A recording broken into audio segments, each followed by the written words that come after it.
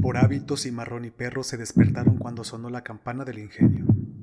La revelación de que habían dormido juntos cuerpo con cuerpo los enderezó de un salto. Después de adosarse a dos troncos, se miraron largamente. Perro ofreciéndose a tomar dueño, el negro ansioso de recuperar alguna amistad. El valle se desperezaba. A la apremiante espadaña destinada a los esclavos respondía ahora más lento el bordón armonizado de la capilla, cuyo verdín se mecía de sombra a sol sobre un fondo de mugidos y de relinchos, como indulgente aviso a los que dormían en altos lechos de caoba.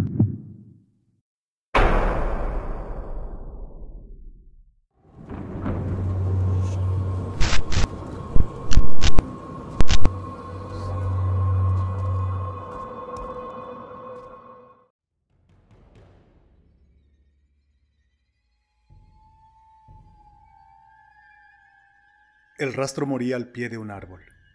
Cierto era que había un fuerte olor a negro en el aire cada vez que la brisa levantaba las moscas que trabajaban en oquedades de frutas podridas. Pero el perro, nunca le habían llamado sino perro, estaba cansado. Se revolvió entre las hierbas para desrizarse el lomo y aflojar los músculos. Muy lejos los gritos de los de la cuadrilla se perdían en el atardecer. Seguía oliendo a negro. Tal vez el cimarrón estaba escondido arriba en alguna parte, ahorcajada sobre una rama, escuchando con los ojos. Sin embargo, Perro no pensaba ya en la batida. Había otro olor ahí, en la tierra vestida de bejuqueras que un próximo roce borraría tal vez para siempre. Era olor a hembra, olor que hacía que Perro se prendiera retorciéndose patas arriba riendo por el colmillo, para llevarlo encima y poder alargar una lengua demasiado corta hacia el hueco que separaba sus omóplatos. Las sombras se hacían más húmedas. Perro se volteó cayendo sobre sus patas. Las campanas del ingenio volando despacio le enderezaron las orejas.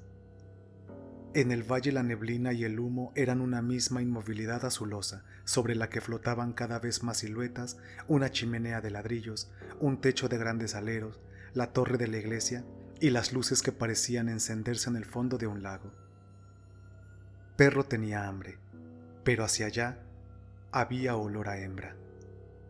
A veces lo envolvía aún el olor a negro, pero el olor de su propio celo, llamado por el olor de otro celo, se imponía a todos los demás. Las patas de Perro se espigaron haciéndole alargar el cuello. Su vientre se hundía al pie del costillar en el ritmo de un jadeo corto y ansioso. Las frutas demasiado llenas de sol caían aquí y allá, con un ruido mojado esparciendo a ras del suelo efluvios de pulpas tibias. Perro se echó a correr hacia el monte con la cola gacha, como perseguido por la tralla del mayoral, contrariando su propio sentido de orientación. Pero olía a hembra. Su hocico seguía una estela sinuosa que a veces volvía sobre sí misma, abandonaba el sendero, se incentificaba en las espinas de un aromo, se perdía en las hojas demasiado ágridas por la fermentación y renacía, con inesperada fuerza, sobre un poco de tierra recién barrida por una cola. De pronto Perro se desvió de la pista invisible, del hilo que se torcía y destorcía, para arrojarse sobre un hurón. Con dos sacudidas que sonaron a castañuela en un guante, le quebró la columna vertebral arrojándolo contra un tronco. Pero se detuvo de súbito dejando una pata en suspenso. Unos ladridos muy lejanos descendían de la montaña. No eran los de la jauría del ingenio. El acento era distinto, mucho más áspero y desgarrado, salido del fondo del gaznate, enroquecido por fauces potentes. En alguna parte se libraba una batalla de machos que no llevaban como Perro un collar con púas de cobre con una placa numerada. Ante esas voces desconocidas, mucho más alobunadas que todo lo que hasta entonces había oído, Perro tuvo miedo. Echó a correr en sentido inverso hasta que las plantas se pintaron de luna. Ya no olía a hembra, olía a negro, y estaba el negro en efecto con su calzón rayado, boca abajo, dormido.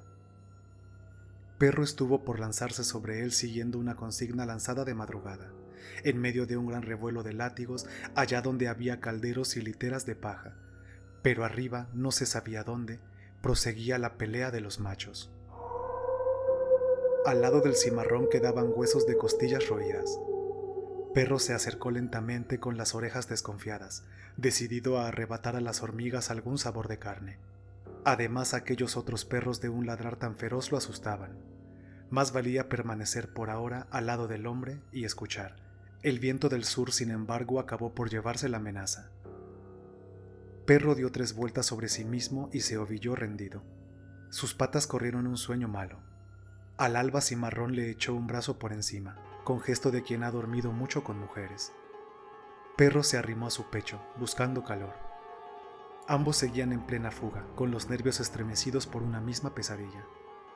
La fina araña que había descendido para ver mejor, recogió el hilo y se perdió en la copa del almendro cuyas hojas comenzaban a salir de la noche. Por hábito, Cimarrón y Perro se despertaron cuando sonó la campana del ingenio. La revelación de que habían dormido juntos cuerpo con cuerpo los enderezó de un salto. Después de adosarse a 2 troncos, se miraron largamente. Perro ofreciéndose a tomar dueño. El negro ansioso de recuperar alguna amistad. El valle se desperezaba. A la apremiante espadaña destinada a los esclavos respondía ahora más lento el bordón armonizado de la capilla, cuyo verdín se mecía de sombra a sol sobre un fondo de mugidos y de relinchos, como indulgente aviso a los que dormían en altos lechos de caoba. Los gallos rondaban a las gallinas para cubrirlas temprano, en espera de que el meñique de la mayorala se cerciorase de la presencia de huevos aún sin poner. Un pavo real hacía la rueda sobre la casa vivienda, encendiéndose con un grito en cada vuelta y revuelta. Los caballos del trapiche iniciaban su largo viaje en redondo. Los esclavos oraban frente a cazuelas llenas de pan con guarapo. Cimarrón se abrió la bragueta dejando un reguero de espuma entre las raíces de una ceiba. Perro alzó la pata sobre un guayabo tierno. Ya asomaban machetazos en los cortes de caña. Los dogos de la jauría cazadora de negros sacudían sus cadenas, impacientes por ser sacados del batey. ¿Te vas conmigo?, preguntó Cimarrón. Perro lo siguió dócilmente. Allá abajo había demasiados látigos, demasiadas cadenas para quienes regresaban arrepentidos. Ya no olía a hembra, pero tampoco olía a negro. Ahora Perro estaba mucho más atento al olor a blanco, olor a peligro, porque el mayoral olía a blanco, a pesar del almidón planchado de sus guayaberas y del betunacre de sus polainas de piel de cerdo. Era el mismo olor de las señoritas de la casa, a pesar del perfume que despedían sus encajes. El mismo que el olor del cura, a pesar del tufo de cera derretida y de incienso que hacía tan desagradable la sombra, tan fresca, sin embargo, de la capilla. El mismo que llevaba el organista encima, a pesar de que los fuelles del armonio le hubieran echado tantos y tantos soplos de fieltro apolillado. Había que huir ahora del olor a blanco. Perro había cambiado de bando. En los primeros días, Perro y Cimarrón echaron de menos la seguridad del condumio. Perro recordaba los huesos vaciados por cubos en el batey al caer la tarde. Cimarrón añoraba el congrí, traído en cubos a las barracones, después del toque de oración o cuando se guardaban los tambores del domingo. Por ello, después de dormir demasiado en las mañanas, sin campanas ni patadas, se habituaron a ponerse a la caza desde el alba. Perro olfateaba una jutía oculta entre las hojas de un cedro. Cimarrón la tumbaba a pedradas. El día en que se daba con el rastro de un cochino jíbaro, había para horas y horas, hasta que la bestia, desgarradas las orejas, aturdida por tantos ladridos, pero acometiendo aún, era acorralada al pie de una peña y derribada a garrotazos. Poco a poco Perro y Cimarrón olvidaron los tiempos en que habían comido con regularidad. Se devoraba lo que se agarrara, de una vez engullendo lo más posible, a sabiendas de que mañana podría llover y que el agua de arriba correría entre las peñas para alfombrar mejor el fondo del valle. Por suerte, Perro sabía comer frutas. Cuando Cimarrón daba con un árbol de mango o de mamey, Perro también se pintaba el hocico de amarillo o de rojo.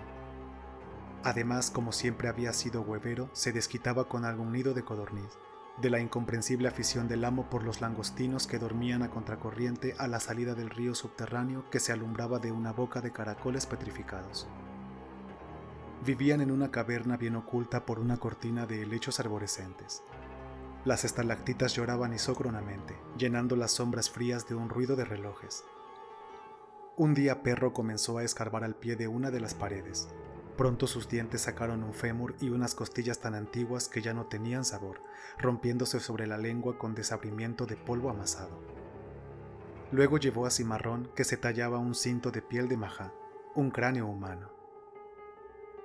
A pesar de que quedasen en el hoyo restos de alfarería y unos rascadores de piedra que hubieran podido aprovecharse, Cimarrón, aterrorizado por la presencia de muertos en su casa, abandonó la caverna esa misma tarde, mascullando oraciones sin pensar en la lluvia.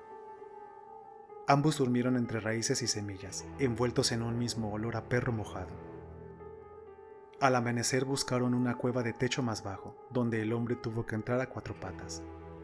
Allí al menos no había huesos de aquellos que para nada servían y solo podían traer ñeques y apariciones de cosas malas. Al no haber sabido de batidas en mucho tiempo, ambos empezaron a aventurarse hacia el camino. A veces pasaba un carretero desconocido, una beata vestida con el hábito de nazareno o un punteador de guitarra, de esos que conocen al patrón de cada pueblo, a quienes contemplaban de lejos en silencio. Era indudable que Cimarrón esperaba algo. Solía permanecer varias horas de bruces entre las hierbas de Guinea, mirando ese camino poco transitado, que una rana toro podía medir de un gran salto. Perro se distraía en esas esperas dispersando enjambres de mariposas blancas o intentando a brincos la imposible caza de un zunzún vestido de lentejuelas. Un día que Cimarrón esperaba así algo que no llegaba, un cascabeleo de cascos lo levantó sobre las muñecas. Una volanta venía a todo trote tirada por la jaca torda del ingenio. De pie sobre las varas, el calecero Gregorio hacía restallar el cuero mientras el párroco agitaba la campanilla del viático a sus espaldas. Hacía tanto tiempo que Perro no se divertía en correr más pronto que los caballos, que se olvidó al punto de la discreción a que estaba obligado. Bajó la cuesta a las 4 patas, espigado, azul bajo el sol, alcanzó el coche y se dio a ladrar por los corvejones de la jaca, a la derecha, a la izquierda, delante, pasando y volviendo a pasar, enseñando los dientes al calecero y al sacerdote. La jaca se abrió a galopar por lo alto, sacudiendo las anteojeras y tirando del bocado. De pronto quebró una vara arrancando el tiro. Luego de espaventarse como peleles, el párroco y el calecero se fueron de cabeza contra el puentecillo de piedra. El polvo se tiñó de sangre.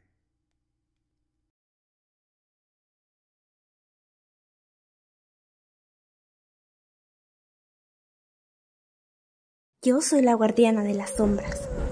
Y yo el narrador fantasma. Te invitamos a suscribirte y a que mires estos otros videos. No olvides activar la campana para no perderte ninguno de nuestros relatos. Y si te ha gustado, comparte con tus amigos. Esperamos que tus noches sean un viaje a lo desconocido y tus sueños un eco de nuestras historias.